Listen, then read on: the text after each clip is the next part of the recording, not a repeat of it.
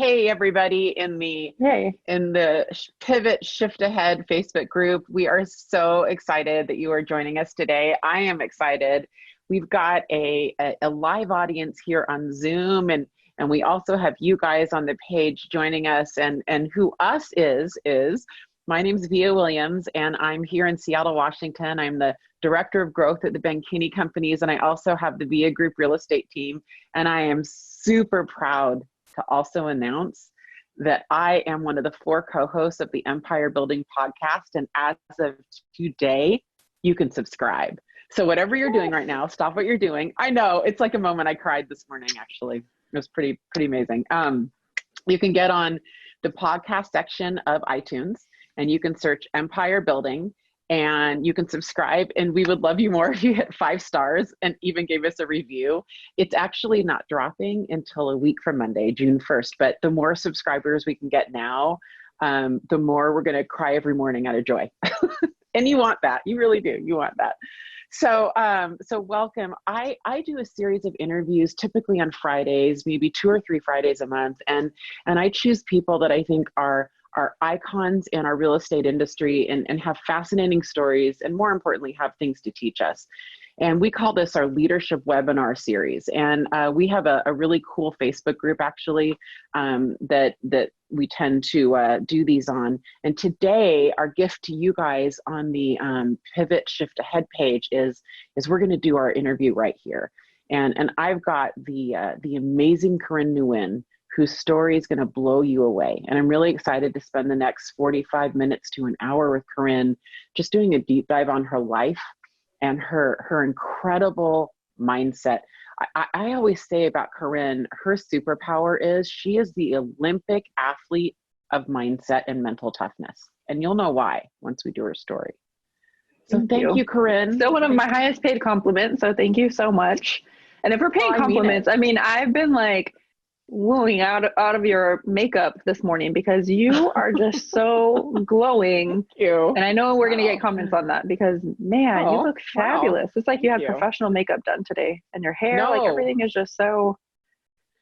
Can we all agree that like a silver lining of all of this, all of the Zooms over the last 2.5 months, and I personally do 6 to 8 hours of Zooms a day, and I probably do, I don't know, anywhere from 4 to 10 presentations a week, is the makeup. Like, we figured out how to do Zoom makeup. Don't you think? And there's some secret buttons in Zoom too that are always helpful. Yeah, we should do a Zoom makeup tutorial on our like KW Fashionistas page that Jolene Snell created. We should do that. Yes. And in the Amplify group too.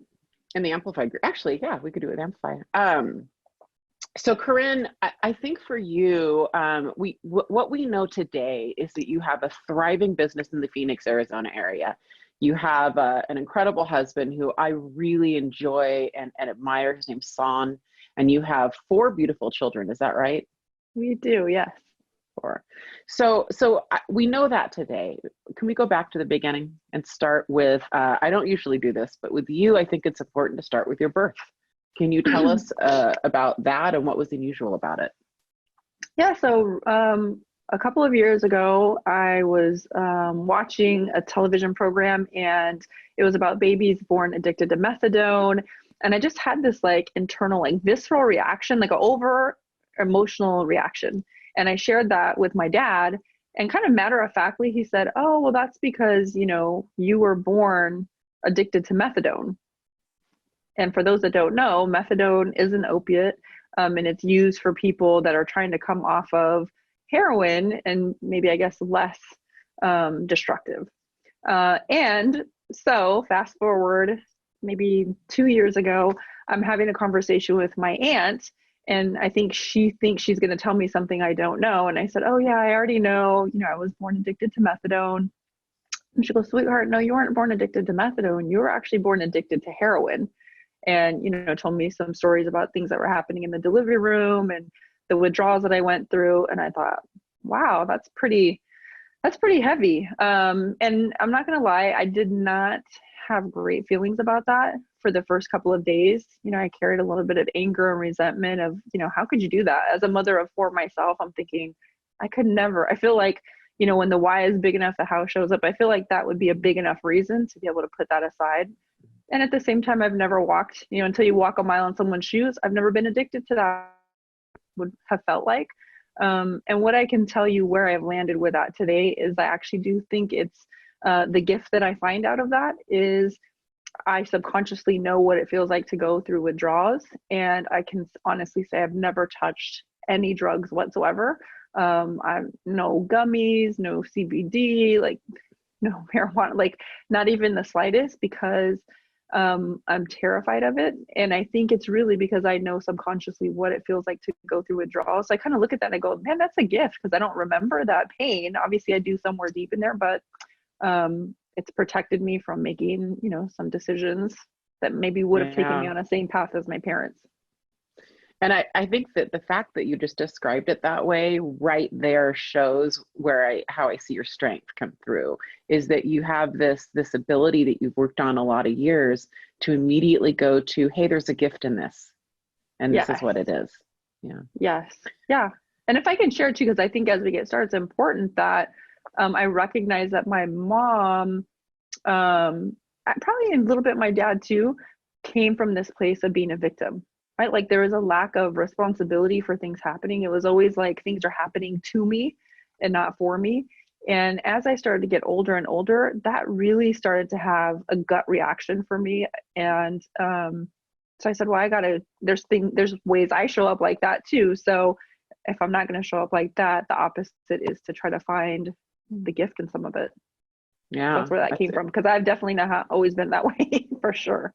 Yeah, you're about as anti-victim as anyone I know. So that's also incredible. I didn't know that. I That's a mean, lot of work I to get haven't there. heard you describe that before. So I do know about your childhood, Carin. You kind of moved around a lot. It was a little bit unstable. Is that fair to say? Yeah, that's definitely fair to say. I mean, I will say my parents were, really great people. I really believe they did the best that they could with, all the things that they were given. And, my mom didn't allow me to have sugar until I was two. They were hippies. They went on the run. They actually met in a drug rehab program. Kind of big shock if you hear how I was born. And they ran away to like Tijuana and, I guess fell in love. And here I come along, many months later or several months later. And so I always was surrounded by that drug use. I remember later going, oh yeah, I remember as a kid seeing balloons in the toilet and telling them like, you guys had a party without me. How come there's balloons and I didn't get some? And Oh, um, wow. I remember a story of having a bank bag where there was a syringe and a spoon in there. And I knew it, I think I was about five-ish. And I remember seeing it and going, I don't think this is right. Something about this bag doesn't feel right. And I threw it away in the big trash, like outside. And then my parents came to me, and my childhood dog, his name was Pup. They said, there was a bag that was, hidden in this place. And we need that because if we don't get it for Pup, he's going to die. And I didn't skip a beat. I was like, oh, I don't know what you're talking about. I didn't flinch. I'm like, I've not seen the bag, because I just knew innately that they were not telling me the truth. Hmm. And I don't know if ever to this day I've ever shared that with them. Wow. But just that kind of exposure, right? I always had that exposure, but I also had a fairly normal life as a kid until I hit about 8 years old. And so at 8, my dad was in construction my entire life to that point. And I woke up in the middle of the night one night, and my dad's 6'5", my mom's 5 feet tall, and I could hear my mom kind of like stifling cries, and he had her pinned on the floor. I never saw him actually hit her. I don't know if he hit her because I don't remember her having like bruises or marks or anything after the fact. But I do remember the look on his face. I'll never forget it, because his eyes were just, bugged out. And he saw me. I woke up like, Daddy, Daddy, Daddy. And he jumped up, ran out of the house. And it was quite the night. I mean, there was a helicopter search that, we had a helicopter in our backyard and up and down the street looking for him. And it was a pretty wild night. Oh, And that wow. night That's changed crazy. my life, because from that point forward, we pretty much were on the move from then on. And he was basically high on cocaine. He decided heroin wasn't enough. Someone gave him something that was a little extra, and that was his experience with that. And so So That did he really, come back to live with you after that? no, no. At that point, the house that we lived in at that time was owned by his mom. She bought it for my parents so that we would have a place to live. And they probably had credit issues, or, who knows? I was too young to know that piece of it. But so my mom did not stay there because she couldn't control whether my dad was there or not. She didn't have the right to say, like, you can't be here, type of thing. Mhm. So we moved around from the immediate place that we went was to Motel 6. And it seemed like we stayed there for a while, but obviously my mom ran out of money. She was a stay-at-home mom where she had started, she taught herself how to sew from a book. And so she was making clothing, but it wasn't enough income to really support us having, rent or having our own place to stay. So the next couple of years, we bounced around. I think for all intents and purposes, you probably could call us homeless, although we were never on the street. I didn't have a bedroom. Sometimes I didn't have a bed. We slept on the couch. Sometimes we shared a bed, if we were lucky, and we just kind of bounced around from like friends' houses. Eventually, we landed back at my grandmother's house, my dad's mom. And I think we went there because my mom probably felt like that was a safe place that my dad wouldn't do his shenanigans, versus, going back, because the whole time the other house is just sitting empty. Yeah. So we could have gone back there. And that period, there was a rough time for me because I was moving around from school to school, and compound the difficulty, I think, of making new friends at each school was that the area that we lived in was predominantly African American, where I was born, so where I went to kindergarten, and they moved me to, a different school where it was, more predominantly white, and then I just kind of bounced back and forth from different schools. And so it's kind of like I had an identity crisis my entire childhood because I, excuse me, go one place and they give me a hard time, for acting a certain way. And then I'd figure it out like, oh, okay, I have to conform and act this way. And then once I'd get that figured out, it's almost like I'd be pulled and then have to go back to, one of the other types of schools and then not fit in again. So I do remember feeling, I mean, I had friends. I was never like, the kid in the corner that didn't, but I do remember feeling like that was a pretty lonely time. Thankfully, I had a childhood friend that's been my best friend since I was 2, but you spend a lot of time at school. And she also lived at the house that was, where I grew up. And so Yeah. sometimes we had a pretty good distance between us, and just the school years, were pretty lonely and tough times. I remember hiding in the bathroom even at times, like that the gangs were going to come and like shoot and all this stuff, and getting beat up and, being called racial slurs, and it ran the gamut. So, I mean, it was a tough time. Yeah. Elementary school is definitely a tough time. So I'm hearing, I mean, you have internal and external conflict, right? I mean, you've Mm-hmm. got internal conflict in your family, as loving as your mom might have been, there was an internal strife. And then, we have external socioeconomic challenges that would come with that, right? Moving to Motel 6s and hiding in bathrooms. That's incredible. So Carin, we walk us through what happened your senior year in high school. Yeah. So I get to high school. It's the first time I've like actually stayed in the same place for 4 years. Absolutely adored high school. Had a great set of friends involved in sports. Get a high school sweetheart. And senior year, I actually end up getting pregnant from my high school sweetheart. And 2 important things to mention of that story. Number one, obviously I'm young and I'm pregnant in high school, and I go to my mom, and my mom was very liberal. I mean, I remember her letting me drink and just like taking me to parties. And I look back and go, man, thank God I had a good head on my shoulders that I made good decisions, because as a mom, those are not things I ever let any of my kids do. Yeah. So when I went to her and I told her I was pregnant, I was really shocked at her response. I thought, she would be like the cool mom about that, since she was so cool about everything else. And her immediate reaction was like, if somebody died, she, kind of yelped out and started crying, like, no, no, my God, no. And that, I did not understand that reaction at all, because, well, I mean, I can't even say that I was scared, to be honest. I was 17 years old at the time. But I've always been very maternal. It's not like I'm pregnant from some random stranger, and yeah, I'm young, but like, this is my baby. I'm going to figure it out. I'm having a baby. And I was excited about it. I'm not going to say secretly, like I was excited about it. My friend knew that, my boyfriend knew that, my mom knew that. And she, wanted me to put the baby up for adoption. She didn't say that specifically. She actually had her sister take me to lunch and tell me that, which I did not appreciate that conversation in a public place, but that's a different story for a different time. And that really set the tone for the relationship and some of the dynamics that would change between my mom and I from that point forward, because we were very close. That's a marked, piece in the timeline up to that point, because think about, we're sharing beds together, she's my protector, all the years prior. And so, the light that I hold her in and how I look up to her very much changed, I think, in that moment, and then would just continue to change from that point on. I don't know if it makes sense to tell that point now. I guess I can because we're talking about it, but I would find out many years later, I think only like 5 years ago, that it's because my mom actually got pregnant at 21, so a little bit older than I was, and she gave the child up for adoption. Oh, wow. So you had a sibling you didn't know. So I had a sibling that I didn't even know. It wasn't from my dad. And she was also born addicted to heroin as well, I would find out.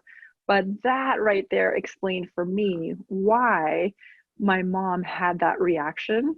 And, to carry forward, every time I would succeed in life, the more I would achieve, the more I would accomplish. I started to feel as I got older that my mom almost harbored a resentment or a jealousy about that. Wow. And man, did I bury that.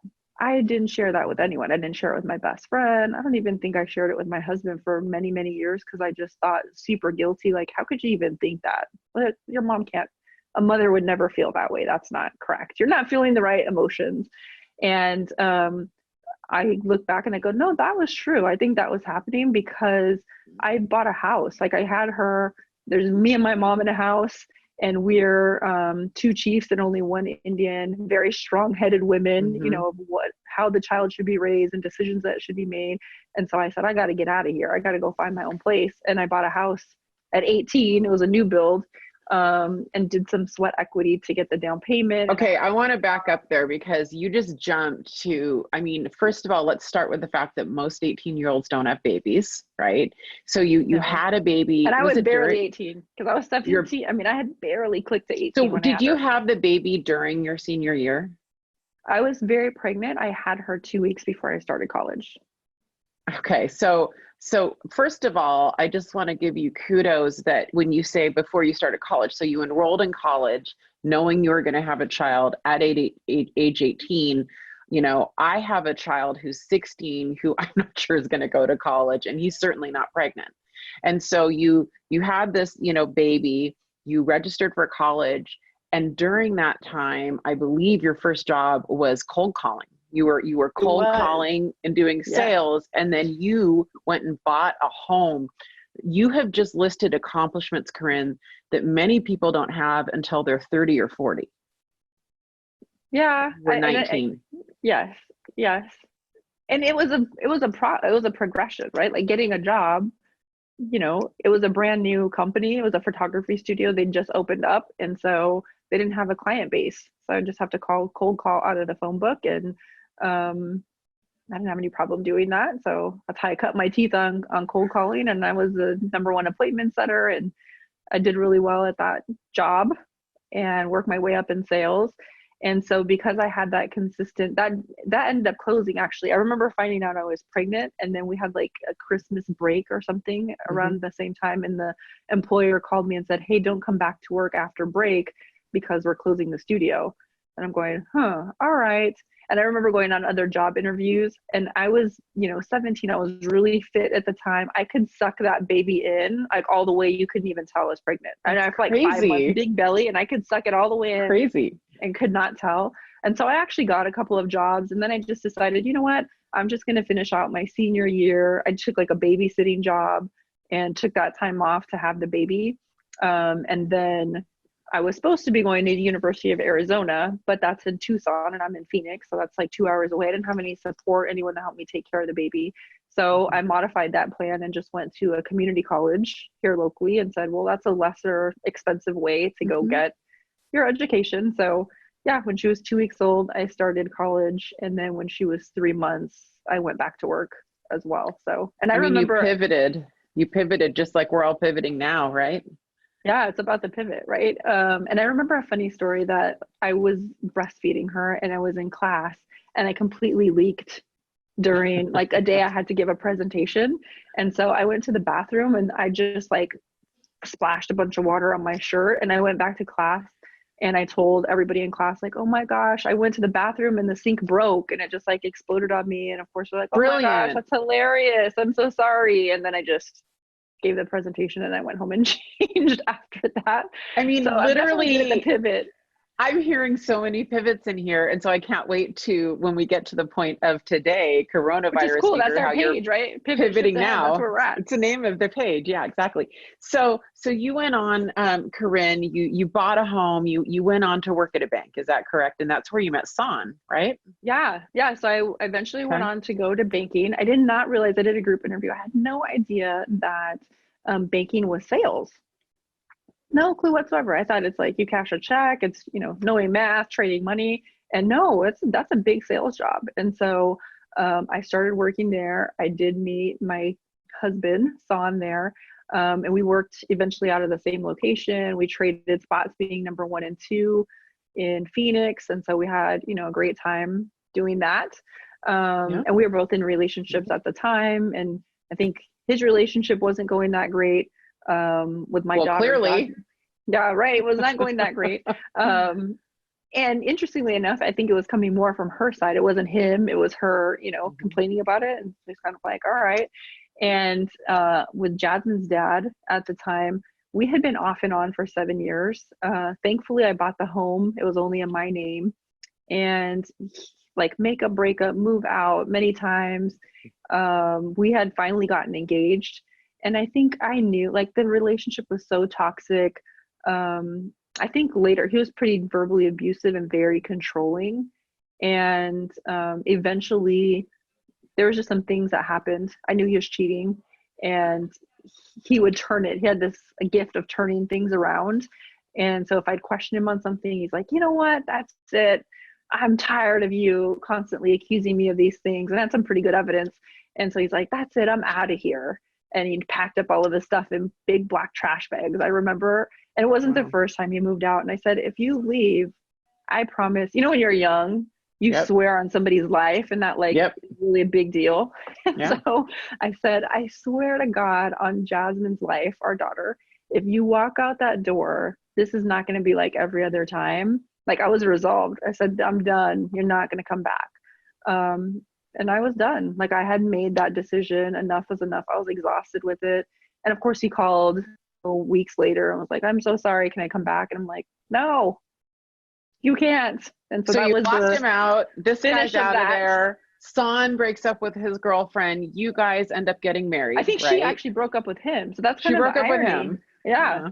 So, and then, Well, we're we're just glad. friends and we're going, like we're just having like lunches at work. And eventually that That's just how it turns into starts, more. Corinne. That's how it starts, right? And then sometimes there's other people at the lunches, but it was meant to be. It was supposed to happen that Mhm. way.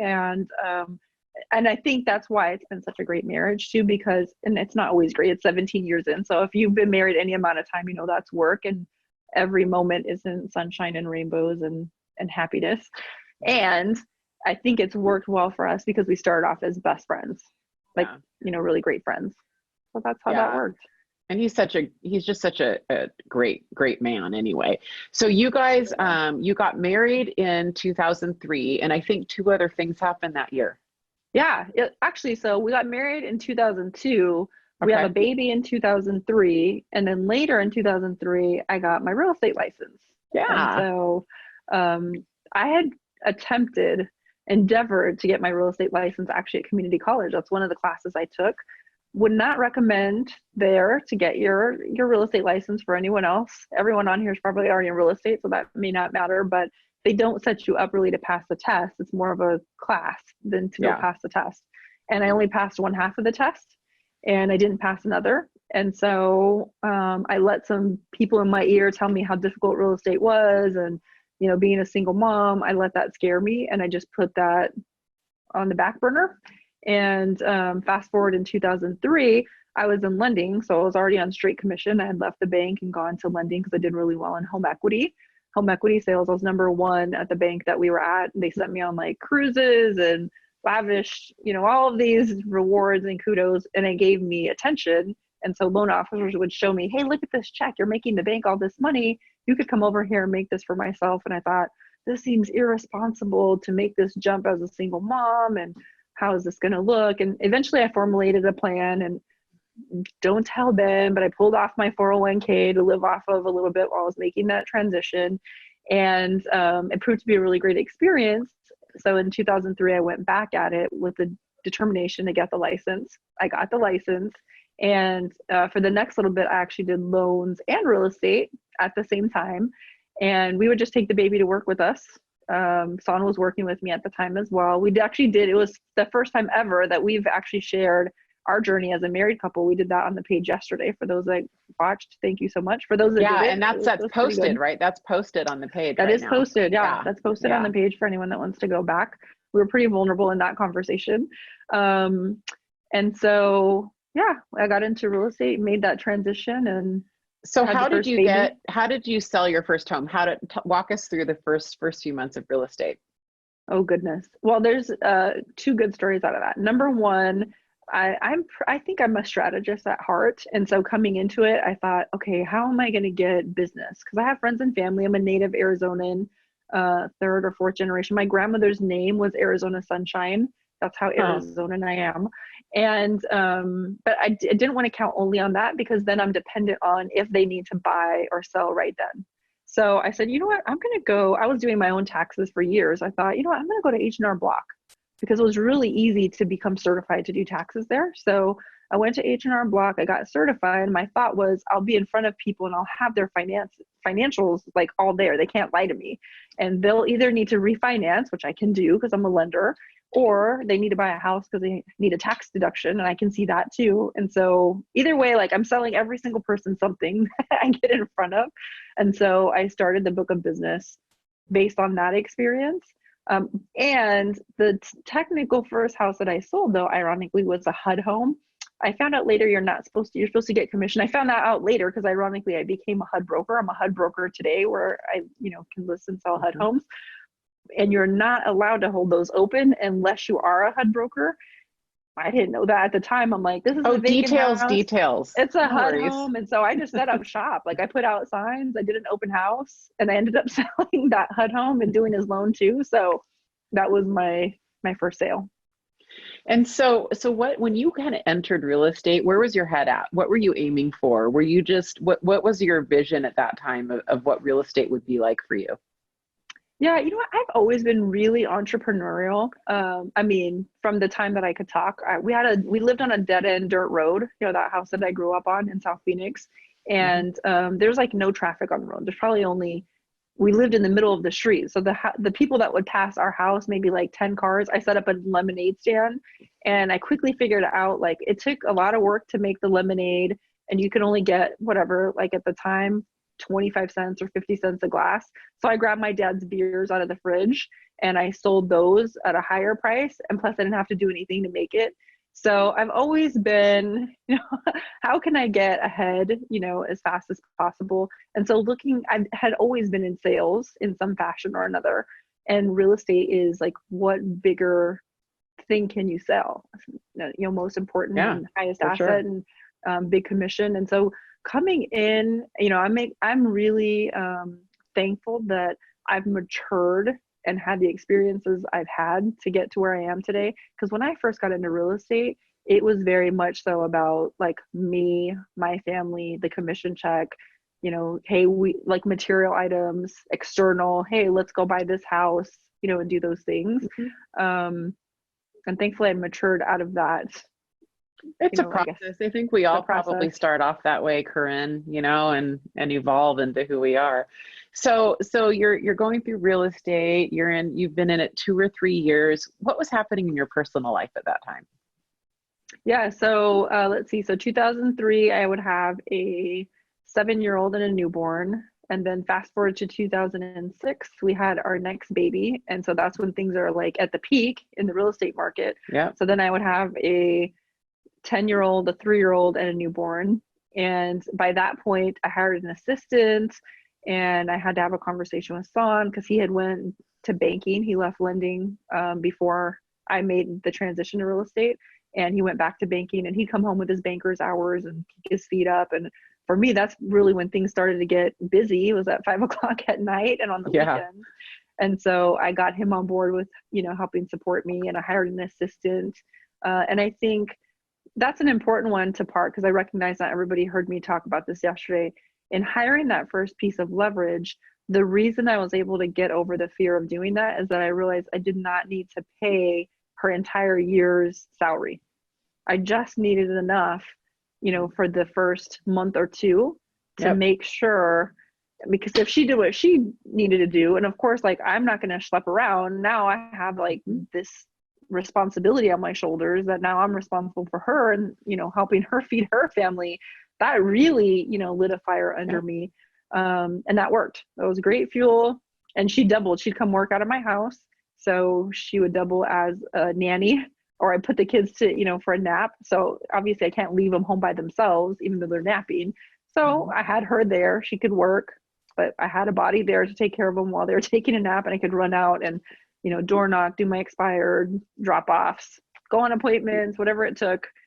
Yeah, I mean the point people realize they only really need 90 days saved up, not a year. It's a very freeing thing, and it also helps you bring them on with the right expectations, right? So that you all know going in that this has to work for both of us. It's a partnership. You do your Yeah. thing, I do my thing, you stay. We have a great trajectory together. Yeah. So, Carin, we're moving into 2008, and I know what Yeah. happened in Arizona in 2008. What happened that kind of changed the trajectory of your business? Yeah, so the bottom definitely fell out. And in, I don't know if it was the end of '07, beginning of '08, I got contacted. I had hired a coach 3 months into the business. And so I got contacted by a small bank in Florida. And in Phoenix, Via kind of set the tone. But the area that I worked in was just west of Phoenix and newer area that completely fell out. More in the central part of Arizona or central Phoenix, things had held their value a little bit better over, in the area that I lived and was selling in, things were upside down, like half, like whatever you paid for it, half and quickly. And so the resale piece was virtually gone. I mean, in our area is virtually gone. You're either short selling or you're doing REO. And so I got contacted to do a couple of BPOs. And I remember thinking, well, I've heard about some of these companies that try to take advantage of these agents to do, just use them for free and not pay them. So I said, all right, well, I'll do a couple because what do I have to lose? And so I did 3, and they said, okay, great. They're a small bank. They didn't have an REO department really. They said, send us a listing agreement for all 3 of those at a 3% to me, 6% commission. I said, great. All right. And so that was the beginning. And then I basically helped them, establish an REO department and put a lot of, addendums and pieces in place. And I had been heavily a prospector on the sales side. So I said, I'm going to do more of this. Like, why can't I get more clients like this? I'll start prospecting for this type of business. This is my new client is, the bank and the asset Yeah, manager. that So was right at the beginning of it. I mean, that was like right at the beginning, and Phoenix was the epicenter of it, right?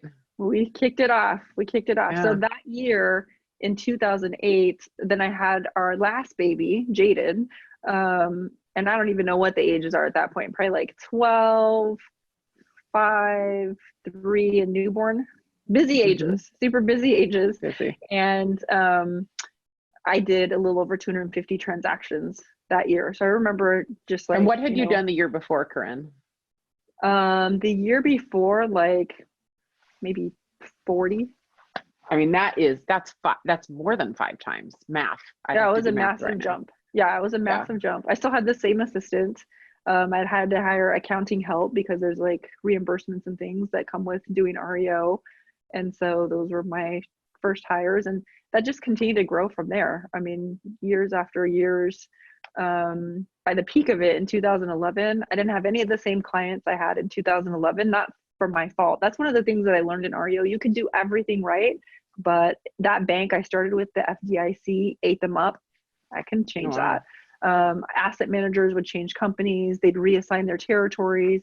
And so you would just lose, this lead source that was giving you a lot of business. So by the final year, I had the trifecta. I called it Fannie, Freddie, and HUD, and sold 896 listings. I wish, like, if I could go back in time, I didn't sell any Oh, it's buyers. incredible. I It's could have incredible. easily done, like 1,500. I shouldn't say easily. I could have done 1,500 transactions if I would have had like buyers agents and been focused on the buy side. But I did listings only, I mean, and we don't play shoulda, coulda, woulda, right? It's a shoulda, good coulda, lesson, woulda. though. It's a Yeah, really, really and I good still lesson to celebrate hear. that. Yeah, I still yeah. celebrate that. Definitely, like up 3 o'clock in the morning most of those nights. Embarrassing story that, please, I hope if you are a woman still in birthing age, that you never make this mistake that I did. When I had Jaden, I still had some. I had a normal client, and I had that normal client because they were a relocation, and they had a relocation company they were working with, paying for all of that. And I was in labor, and I was on the phone with these clients, and I didn't tell them that I was in labor because they were stressed. I remember them being so stressed about making this move, and I think they had like 5 kids, and there was a lot of dynamics happening there. And so I did not tell them that I was in labor, and the anesthesiologist walked in to do the epidural, and I just like hung up on the client. It's like the flip phone days. I like closed the Yeah. phone because I was like, no, the anesthesiologist takes priority over anyone at this point. I got to get this epidural. And so I got the epidural, called them back, like, oh my gosh, I'm so sorry. Yeah, like I was in a bad cell area, and still didn't tell them that I was in labor. And then like negotiated the contract out the next day, and like baby's asleep in the hospital room, and I'm, on my computer negotiating contracts. And I remember at the time thinking like, like, yes, I could do anything. And, I would share that story pretty proudly. And now I look at that and I'm like, that's pathetic. Like, enjoy I don't know. I'm especially it's your last torn. baby. Like, I'm come on, torn like, between enjoy it your being baby. Superwoman's story and like the worst example of leverage on the planet, right? But I remember literally my husband was in the car, our stuff was in the car. We were going to the hospital. I can't remember what kid. I think it was my first kid, and going into labor. And like he was pulling me as I was on the phone, because that was back when we had landlines, he was pulling me. He's like, Yeah, we need to go to the hospital. And like, one more voicemail, just one more voicemail. So we all did it. And I also remember, I don't know if you have these, but you're at the hospital and the cell phone signal's really bad. So you're like holding up the cell phone to try to get the mm-hmm. signal to work because there's all the Yeah, are equipment they doing around. this one? Like, yeah, I think totally. we all have Oh those yeah. stories, but And when yeah. and I mean, part of that, I mean, probably like a working woman, because we're doing the contest right now, like the Man of the Year contest, is when I went into labor with her, I thought I was just going, like I expected, I'm here, I'm going to have a baby. And they said, well, we don't want to send you home, but you're not quite dilated enough. You need to walk. And I had pumps on. And so I had to do the stairs That's amazing. in I pumps, hope like Son has a pretty picture much because in that's labor. amazing. No, you know what the B of all that is that the stairs, like the amphitheater that I was in, I can see him right now. The cafeteria overlooked that, and I could see him in the cafeteria eating a hamburger while I was out there doing Oh my stairs Son, in pumps. Like, what, man? what Like, what are not you to doing? do when Yeah, your wife's don't in eat the labor? hamburger when you're. He did it quick. He hadn't eaten in a long time, and he knew he wasn't going to eat for a while, so Oh, he that's funny. chowed it down, and then he came back out there to support. No hard Well, feelings since on that. then, Carin, you came over to Keller Williams. You joined us, and you've built a really huge business with your husband, Son. I'd love to kind of dive into that part of it right now. What is it like to work and live with your business partner, your life partner, and really kind of share all aspects of your life together? Yeah.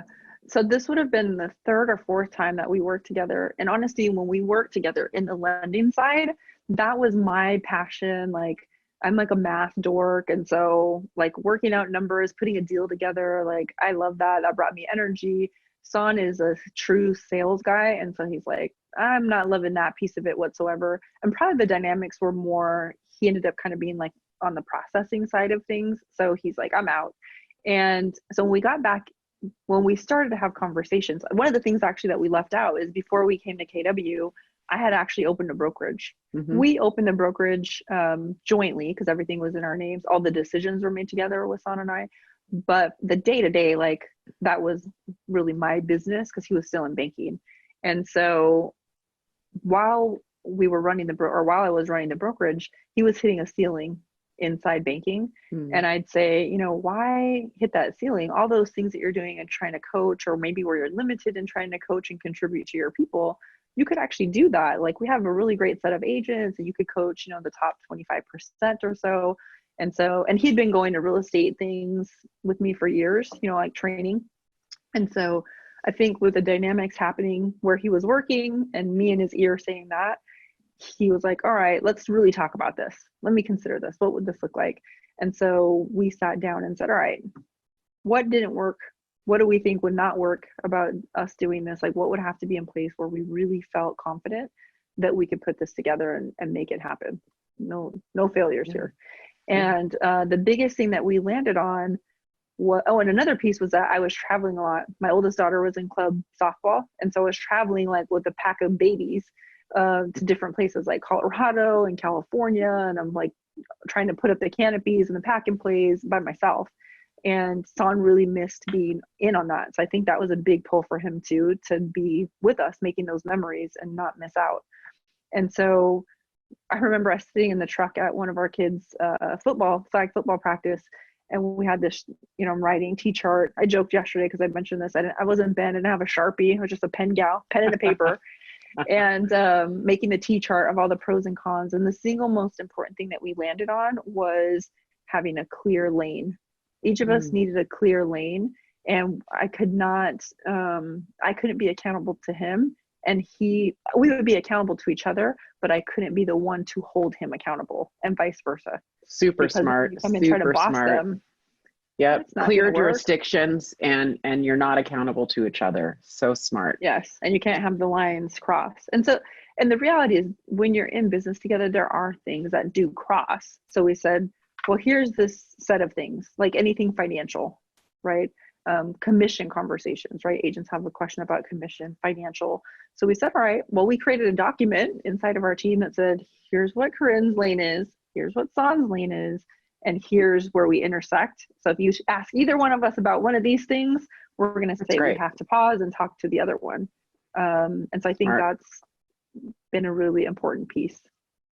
One of the things that is amazing about you and really, Carin, it was really how I started to get to know you is, I saw you as this person with this huge business, this great marriage, 4 great kids, you live in a beautiful home. And, on the surface, it's this incredible life, right? And when I got to know you was during a really tragic time in your life. Are you comfortable sharing that? Yeah, absolutely. So in 2014, so we opened the brokerage in 2010. In 2014, a lot of change happened for us. And so one is that's the year that we made the transition to Keller Williams, Christmas Eve of 2014, so very end of the year. Earlier in that year, though, my daughter graduated from high school, and she had very proud mama. She got a scholarship, full ride to go, partially for softball and partially for academic. And she was going 2,000 miles away. And so since I had her at such a young age, I'm not the mom that's a best friend at all. Like, I'm going to make the decisions that are best as a mom first. And I'm very close with her, always have been. And she said that, I'm not coming back. Like, I don't like Phoenix. And so to make peace with her leaving, and then also with the thought that she's probably never coming back, I had an incredibly hard time. I had so much guilt because I was a workaholic. I did not have a lot of balance. I did put some things, like I went to all of her field trips and I did some things, but not nearly as much. I carried a lot of regret for working too many hours and not turning some things off with her. And so that was a tough spot. Simultaneously, we were closing the brokerage. We actually had a great group of agents. They did not want to leave. They didn't want to be on our team because they didn't want that setup, but they also wouldn't leave. Like, they would not unsubscribe from their brokerage and go somewhere else, which was a great testament to, myself and our designated broker, Kimberly Ryan. And it was also hard because we're having a lot of Yeah. emotional conversations. And then to compound that, my dad actually, because of his life journey with drugs, ended up having cirrhosis of the liver. No, I'm sorry, he had hepatitis C. And with that, he was on a drug to help put that in remission. And he had a side effect of it where he basically had like a psychotic breakdown and a psychosis. And I got a call, and I just talked to him either that morning or the night before, but I got a call from the police department saying, that he was being, taken to the hospital and he had a psychotic breakdown. And I'm like, are you sure? Because his name's Brian. He worked with somebody else at his place. He owned his own business named Brian. So I'm like, are you sure we're talking about the right Brian? I'm trying to describe him. And they're like, no, that's him. And that kicked off a series of really difficult times because he was in and out of like, behavioral health, which is like the mental side of the hospital. And I'm of the two, closer to my dad than I was my mom. And so that was just a really hard time because like you hold them up, you see them as one person, and then like in a snap, that all completely changes. And so he really struggled with that for the next couple of years. He came back out of that psychosis and to be, kind of, fairly normal, but I would say it's probably only like at 80% capacity. And he wasn't working. He wasn't going to his place of business like, he was before. And Son and I were supporting some things financially, quite a few things financially. They'd lost their house. So we were paying. They lived in one of our homes that was going to be a rental, but we, had them in it. So there was a lot of support that was happening there. But the dynamics that were happening with my mom at that time, again, probably she didn't love maybe that there was a dependence on me or Son and I. And so there was a lot of high negative emotion between that relationship. And I think that ended up, carrying over with my dad, because him and her lived together. Who knows? It was like a strange codependency. I can't really speak to that or explain it. They lived in 2 separate bedrooms and they lived together. And I think as my dad continued to really deteriorate, that put a lot more pressure on my mom. My mom had been carrying depression, hadn't worked maybe in easily more than 10 years, probably more than that. And it was a really trying time. I had to go through a period of time actually where I just said, I'm not going to talk to her because it's so toxic. She would do just like say and do really mean things to me, like unimaginable that you would as a mother, some of the things that she would say to me. And what did this culminate in, Carin? What do you mean? With your mom? I'm not understanding that. I'm sorry. Oh, well, I think that, that there is a couple events that really shaped you through this. And, I just remember getting to know you through a time with your mom and dad,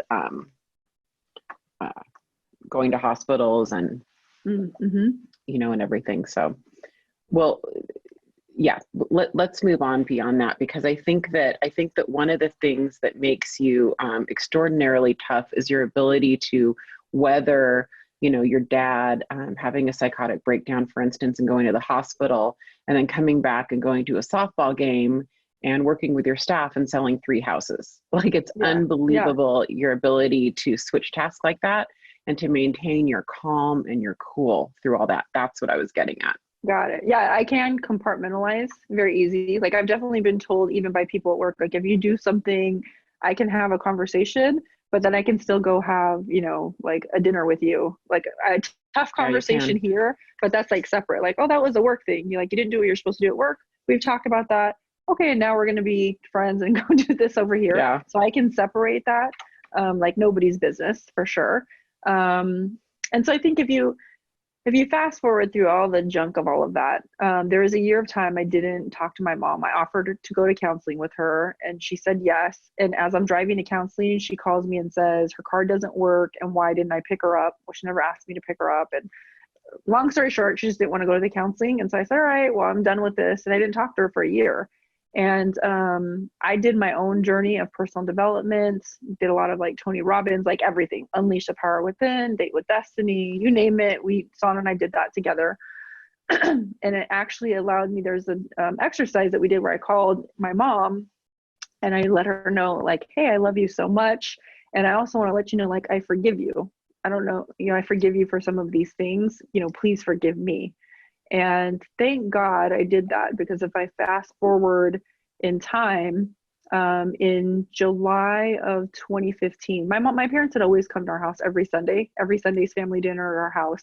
And it started to deteriorate with my mom where she just wouldn't come. And I'd be able to use the kids like, Mom, the kids are super excited you're coming. And they just became less and less and fewer times that she would ever show up. And so the day after 4th of July, July 5th, I got a call. I was awakened by my dad, and he said, I guess Mom killed herself. And I'm asleep. It's like 5:18 in the morning. And what do you mean? Like, what? Oh my gosh, like what? And like you're awake. And he's upset. Obviously, he found her and he said, yeah, like she's not breathing. Oh my God. And I said, all right, okay. I'm on my way. I'm always very, excuse me, very, very calm in crisis. One of my superpowers. So I said, okay, I got it. No problem. He goes, should I call the police? Like, what should I do? And I said, no, it's all right. It's okay. I got it covered. And I hung up the phone, and Son, was like, what? Like, what do you mean? And he jumps out of bed. And I Did you remember going to believe it? Did you just think she was I sick? knew Did you it. I actually, knew it. you I knew it? knew it. I knew it because I had thought for a while that, I'd had conversations with her like, hey, I live with this constant fear that I'm going to get this call. And so it was like, okay, today's the day you get this call. Her mom had taken her life. My mom's brother had taken his life. Her sister's husband has, took his life. So there's like a deep line on that side of the family of depression and actually suicide. And so I remember going to the bathroom and going, okay, I need to brush my teeth. And then I was just kind of like walking around in a circle in our bathroom. And I remember just like sitting on our tub, and then like it hit. It's like, okay, now it really hit. This is reality. And I just had a breakdown. And Son, put his arms around me. He's like, it's okay. Like, it's all right. And my dad called back and he's like, did you call the police? And I was like, oh no, I didn't. Or I need to call them and let them know. And so I called them, and we headed over to their house. And I remember, and it could be a selfish thought, but I'm just going to be vulnerable. I remember being on the drive there and having this like just immense and intense fear of like, man, is this what is going to be my destiny? Like, is this what it's going to be for me? Because my mom's mom did it. Like, are we creating something generationally with this? And I had already started immersing myself in personal development years before this happened. This is in 2018. And I still had that, fear creep in. And so I won't go into, all the details of what happened there. I will tell you, when I got there, by the time I got there, the sheriff's department was already there. And it was pretty much like an interrogation. Like, we had to sit in separate police cars. I wasn't like, I couldn't Wow, I go don't think past I a ever certain knew area. that. I couldn't touch the AC in the house, and it was like stifling hot in there. And because it's a crime scene until they prove it's not. And so that also is not like, you're also dealing with that while you're trying to mourn. And so we were stuck basically in that house and with her in the bedroom a couple of feet away. And my dad actually had a psychiatric appointment already pre-scheduled for that day. And so I was like, oh no, you're going. So the first thing we did when we left the house was we went to church, because I just felt like I needed to be in church. And I went home, I told our kids, we got in the car, we all went to church, my dad included. And then from there, I took him to a psychiatric appointment, and they basically, he was saying suicidal things. And so he had to decide too, but we basically took him to the behavioral hospital, and he spent the next couple of nights there to be on watch. And from there, he never went back to that house. And so when I picked him up, when he was discharged from there, he would come to live with us. And it was a really dark time for our family, really dark time. And a couple of my kids are empaths, as am I. I've learned this since then. And it was like my dad was there physically, but it was a shell. He died spiritually. He might have even died spiritually before she left, which I think might have Yeah. contributed to her leaving my mom. Um, and on October 17th of 2018, so I don't know how many months that is later, I came home and I found my dad in an attempted suicide himself. And he would be in the ICU and eventually recover. Although I don't know how happy he was that he, survived that. And so it's been, yeah, it was a rough couple of years. And I think coupled with that was one of our sons in particular carried this very heavily. And so I talk about, you and I talked about this, right? Like trying to find the silver lining of anything, like as dark and as crappy as something can be, tragic, always trying to find it. And many times, the darker and deeper you are, the harder it is to find it in a moment, near impossible.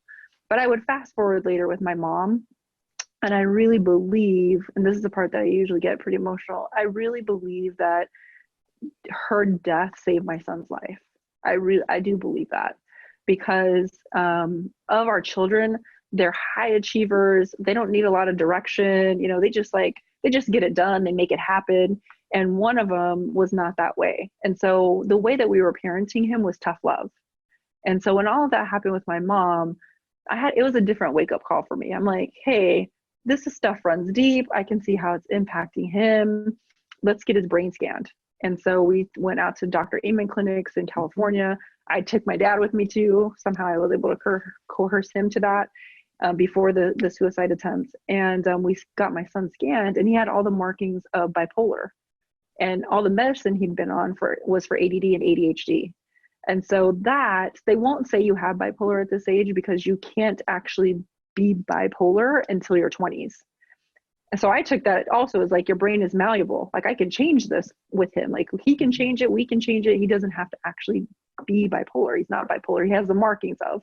But it also gave us the understanding that it's not tough love. It's kind of like me giving him a book in Chinese and just expecting him, like, why can't you read it? Just read the book in Chinese. Like your brothers and sisters read it, like you read it.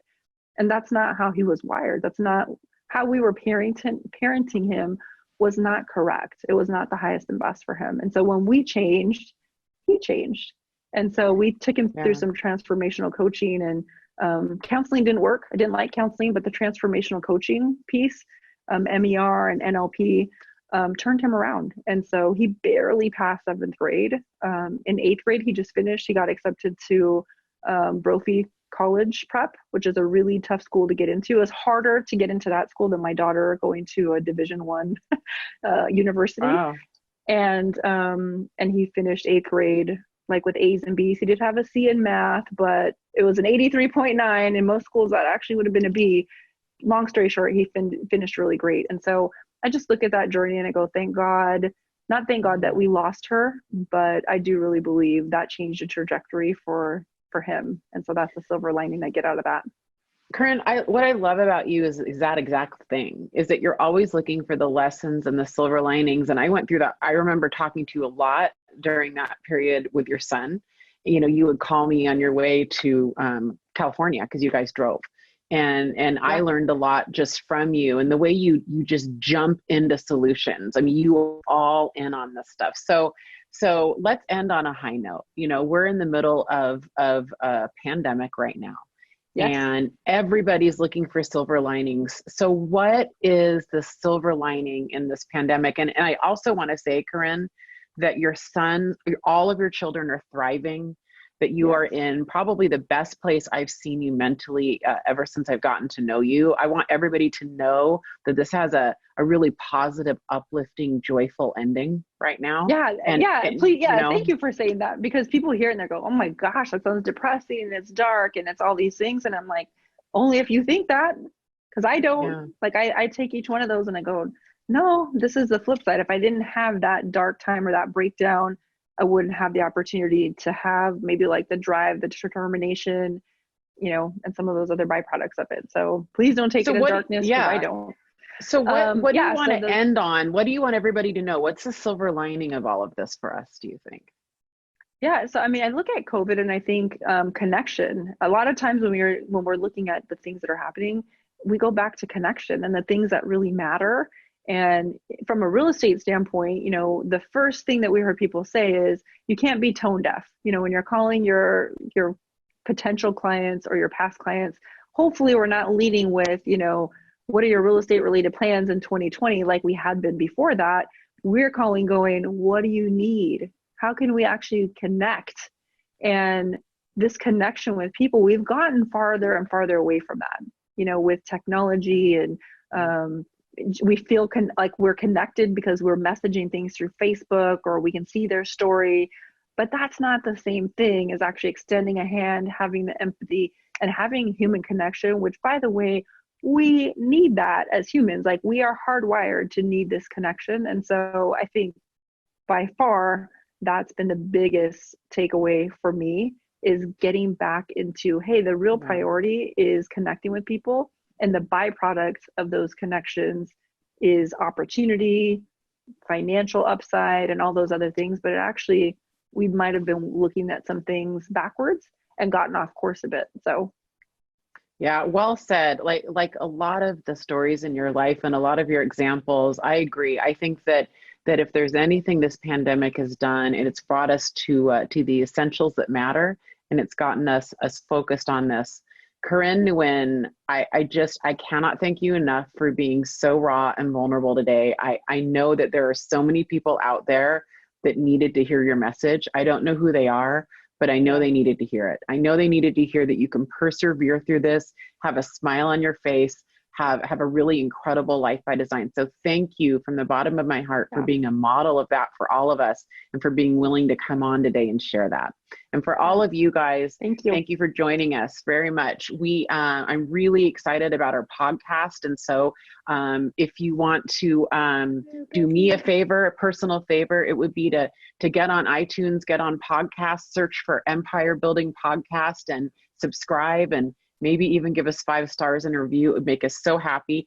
Our actual first podcast doesn't start till June 1st, but the trailer is up and you can subscribe.